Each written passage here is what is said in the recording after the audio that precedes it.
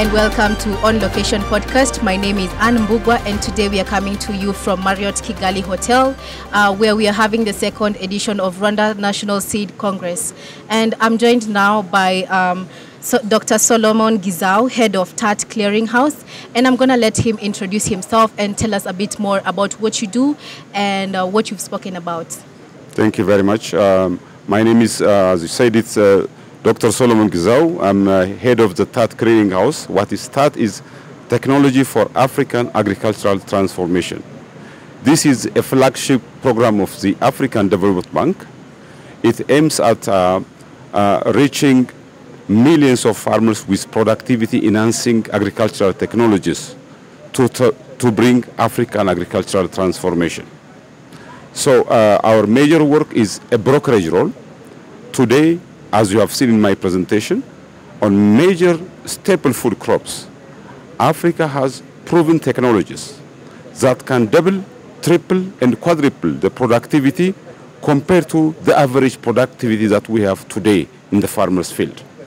So if these technologies are produced in sufficient quantity, quality, and available at the right time and affordable price to farmers, our farmers can definitely, with the land they have, can increase, be it maize, be it sorghum, cassava, wheat, high iron bean, all major crops can really bring a major productivity change that can feed the family, that can feed the country, and that can feed Africa.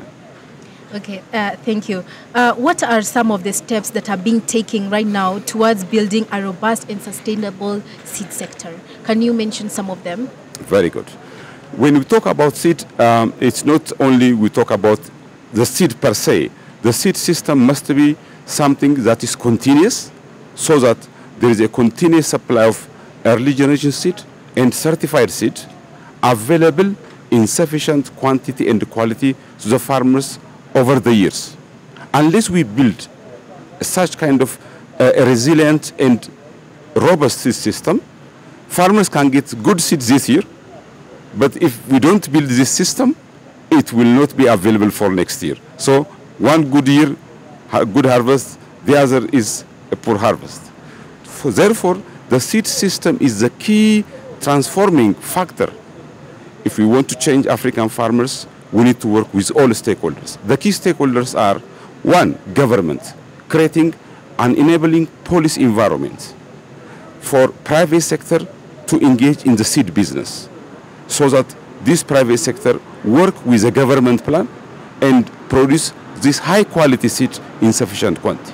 The second is, when the government should build also a regulatory system that can control and avoid counterfeit seeds, so that our farmers who are accessing this technology are getting the right technology. And the third and most important, building the national agricultural system.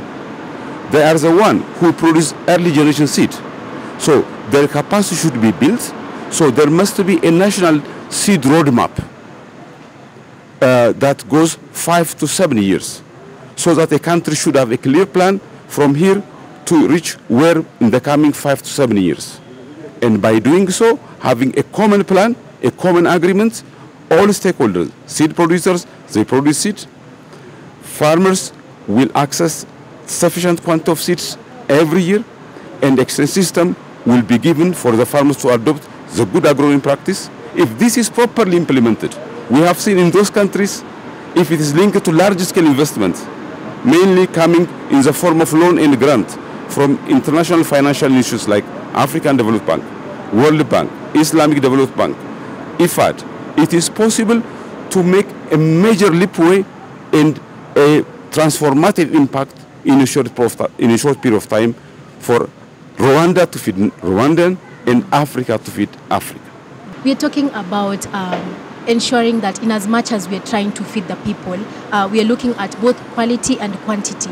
Yeah, but there are instances where the population keeps on growing each and every day. So does it feel like there's a point where we're going to reach and the quantity supersedes the quality? Very good. Currently, the TAT Clearinghouse is working with 13 international agriculture research organizations, CGIAR centers, who are producing cutting-edge technologies. So what we are bringing in is always, when farmers are adopting one technology, we are continuously bringing new high-yielding, disease resistance, pest resistance, and climate-adapted varieties. So that if this system, as I told you, a seed robust system is built for a year, for over 5 to 7 years, new varieties are continuously evolving. It will give them, for the farmers, insurance, on one hand to increase productivity, on one hand to increase quality, and also that are resilient to climate change, which is very frequent and a major challenge to African agriculture. Okay, thank you. What are the challenges that are there when it comes to sustainability in the seed sector? Very good. The challenges are the following. Number one is, if you want to transform agriculture in a way that Rwanda to feed Rwandan, Africa to feed African, there must be an investment coming. Agriculture, there must be government commitment to allocate resources from national government and also to link loan from international financiers, so that this big plan of reaching millions of farmers, benefiting all farmers at the same time, can only be possible if you link with large-scale investment. And this large-scale investment is paying dividend. On one hand, increase productivity, increase income of farmers, alleviating poverty, alleviating malnutrition, and also bringing food sovereignty for African countries. So resources, number one. Second is capacity. Capacity of the National Agricultural Research System, who are producing early generation seed. The young scientists should have the skill, the knowledge, the know-how to produce quality seed that can later on be provided to private sector to provide sufficient quantity of certified seed. In the private sector, they should be registered, and this private sector should create an enabling environment to operate and produce this sufficient quantity of seed to supply to farmers. And the fourth and the most important is, seed alone is not enough. It must be embedded with good agronomic practice. So the extension system, farmers should be assisted with improved agronomic practices, so that whenever the land, also their land is limited, with the land they are applying, with the right seed, with a good agronomic practice, we have seen in our eyes our farmers doubling, tripling, and quadrupling productivity and production, so that they can feed their family, they can send their children to school, they can alleviate poverty, and they can feed the nation. And that is exactly what agricultural transformation we are talking about. Okay, thank you. And when we're looking at being able to be productive, yeah, we look this issue where it's recurring of inflation, yeah. What happens now? How do you ensure that farmers, in as much as we are facing inflation, are still able to purchase those good quality seeds? Good, very good question. If you've seen one of my presentation, yeah, in the summary, that's what I said. Farmers usually believe buying certified seed is expensive. It is not expensive. We have to convince farmers by demonstrating in their farm. If farmers buy high quality seed, improved seed, as I told you, if the average productivity of maize today in Africa, including in Rwanda, is not exceeding 2 tons per hectare. But with the right varieties and with good agronomic practice applied, our farmers ably increase their productivity in the same land 5 to 7 tons per hectare. So if they buy a seed of 25 kilograms of hybrid seed, which will let them give them 7 tons, you can imagine the benefit that is coming to the farmers and the benefit that is coming to the nation, and bringing food sovereignty and emancipating Africa from relying on food importation, which is really a devastating situation to African growing population. Okay, thank you. And what role, in your years and experience, has technology played in building a robust, sustainable seed industry, seed sector? Very good. I can give a very good example. For example, cassava. The cassava, in average today, the average productivity here in Rwanda and across Africa is about 12 tons per hectare. But with the improved cassava variety, our farmers were able to increase productivity to 20 to 40 ton per hectare. And these varieties, when private sector see opportunities, when they create the right environment, we have seen in Democratic Republic of Congo, huge private sectors are embarking on massive multiplication of this cassava, and they are providing to millions of farmers. And as a result, the country significantly increased production. So robust system is the real solution for sustainably increased production, productivity, and income of farmers, and also feeding the nation. And the same is wheat in Ethiopia, for example. Ethiopia used to be a major importer of wheat. But over the last 4 years, with a loan coming from the Africa Development Bank and the commitment from the government, the country adopted heat-tolerant wheat varieties and expanded in hundreds of thousands of hectares over the coming last 4 years. And today, the country is self-sufficient. And I can give you rice, a very good example in Nigeria. Nigeria used to be a major importer of rice.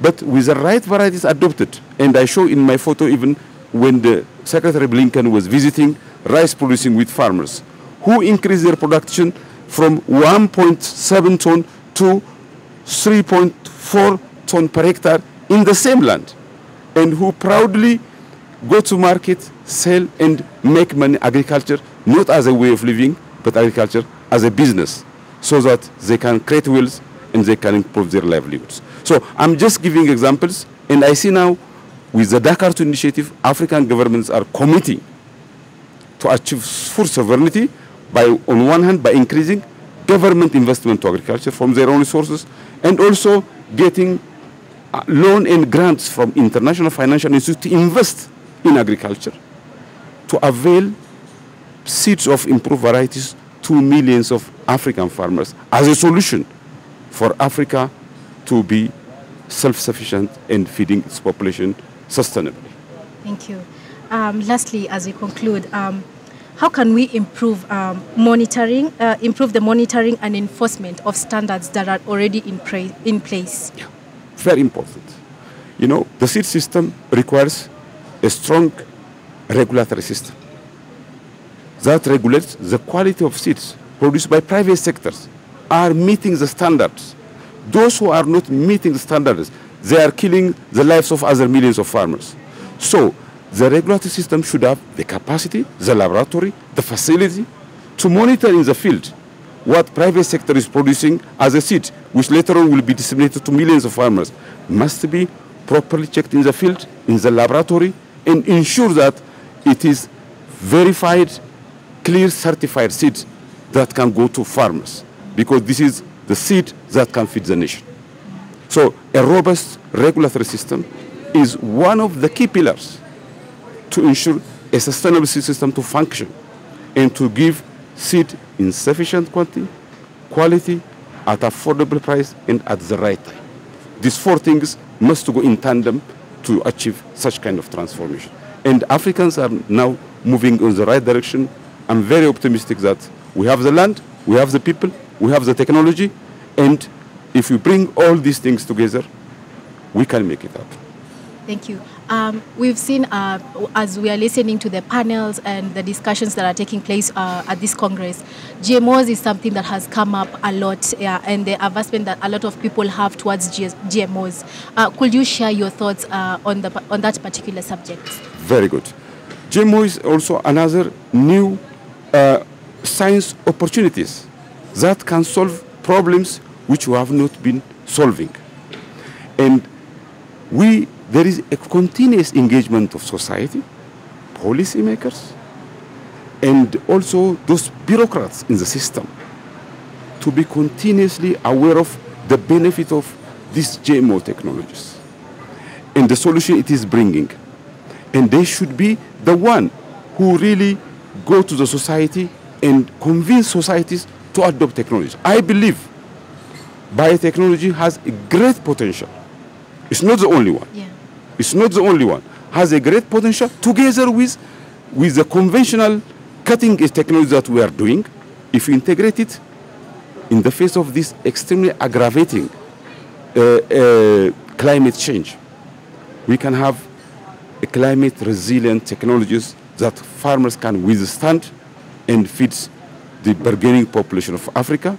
And Africa has the land, water, and people even to feed the rest of the world. I think now time is to invest in policymakers, decision makers, private sectors, work in one plan, in tandem, to transform our African countries and our continent as a whole. In Africa, yes, nearly 60 to 70% of our population live from agriculture. Yeah.